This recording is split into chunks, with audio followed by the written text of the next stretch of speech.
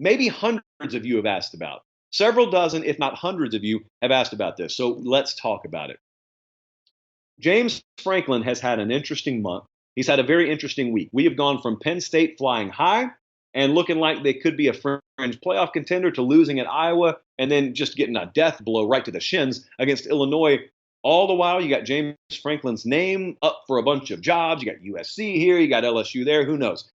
And so I've been asked by a lot of you, point blank, I addressed it on the podcast this morning, actually.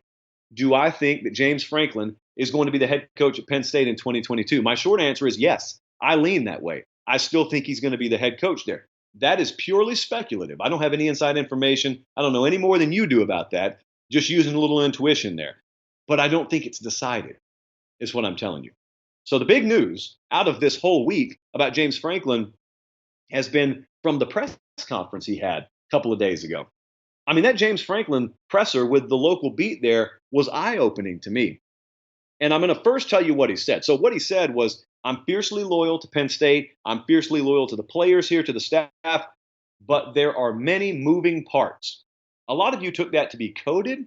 A lot of you took that to be disingenuous or a little bit deceitful. I'm so totally opposite here. I think it was the most honest statement he could have made.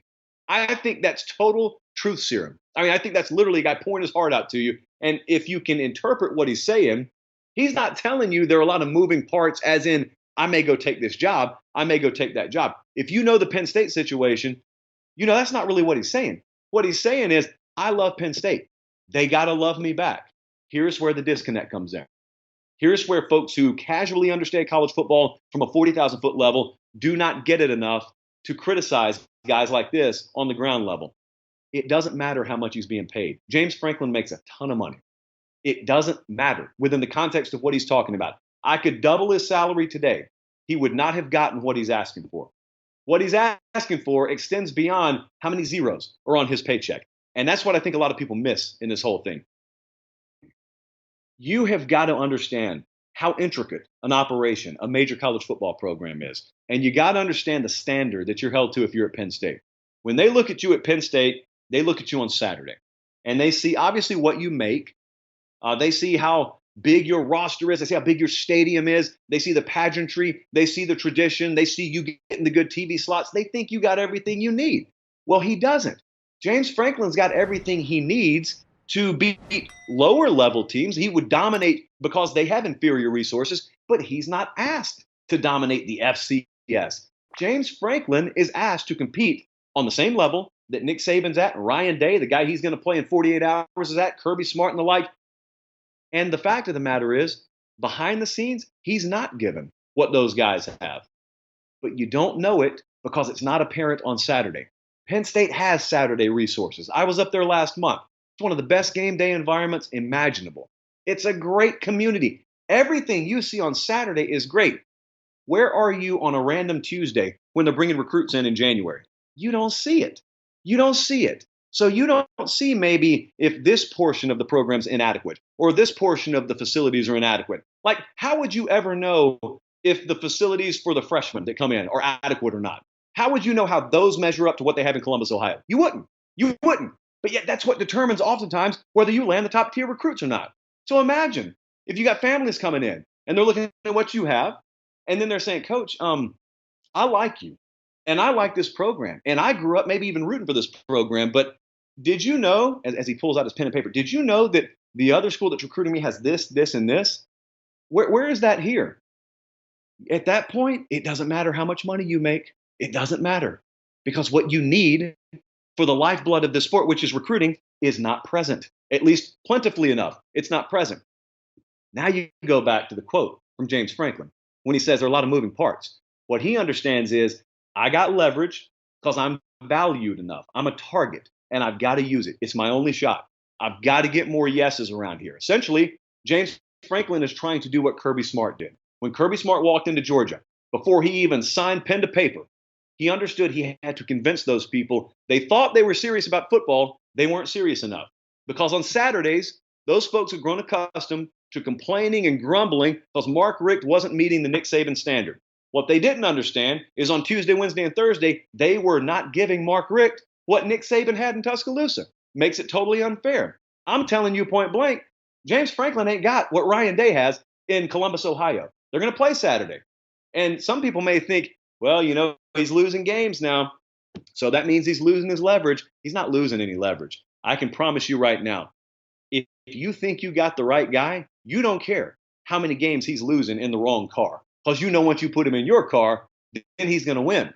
So anyone who thinks James Franklin is the right guy for their job is not turned off if they understand what the score is in State College, Pennsylvania. Because they just look at it and say, poor dude, he doesn't have up there what he's going to have here. I guarantee you that. When he gets here and we give him those yeses on those no's he's getting up there, well, that'll be a new day. Then we'll see the real James Franklin. Look, you can choose to believe in that or you don't believe in him. I don't really care. I'm not sitting here carrying water for the guy. I'm just trying to tell you it doesn't always mean what it appears to mean on the surface when guys make that kind of statement. I'll tell you what he could have done.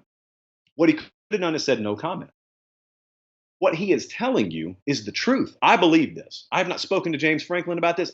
I believe what he said is the truth. He said, let's reiterate. He said, I'm fiercely loyal to Penn State.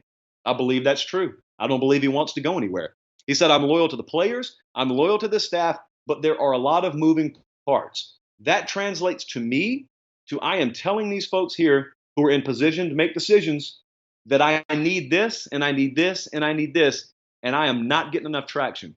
And I'm looking at the competition and I'm looking at programs that we lose kids to on the recruiting trail, and they got it and I don't. At a certain point, it doesn't matter. They could double my salary. They could triple my salary. I'm not going to win. You may look at James Franklin. Maybe you think he's not winning because he's not good enough. Maybe you think that. I don't know that I'm at that point. Maybe you think that. But I'm telling you what reality is and what he thinks. And what I believe a lot of administrators may be in a position to offer him a job elsewhere think. They probably look at it and say, I don't really care that he lost to Illinois. He lost to Illinois because he didn't have enough good players. He didn't have enough good players because he couldn't get them on campus and to sign with them. And he couldn't get them to sign with them because they don't have adequate enough this, and this. At our place, he will have all that. Therefore, he will get the players. Therefore, we're not losing to Illinois. So I don't really care about that. It'll be taken care of here. James Franklin's got leverage. Don't think for a second that losing some of these games recently has lost him leverage. Now, I'll tell you what else I think he's done. I think he's also measured the risk reward here because there are some valid counters to this. The valid counters, you talk to a Penn State fan long enough, they'll tell you they're worried about this being used against Penn State in recruiting. And they're worried about this maybe souring the administration because James Franklin has pulled this before. And so they're worried that maybe we're going to be even less likely to get changes than we were before he opened his mouth and started talking again. He's not stupid. James Franklin's long since calculated all that in his mind. All that risk has been calculated and it's been accepted, and he's moved anyway. Because I'll tell you what he's thinking. He won't probably be around there to accept the consequences of that risk. Because if he doesn't get what he wants, he's going to leave. And you are going to be worse off for it. Because you may think to yourself, well, if James Franklin leaves here, we'll go find ourselves another good coach.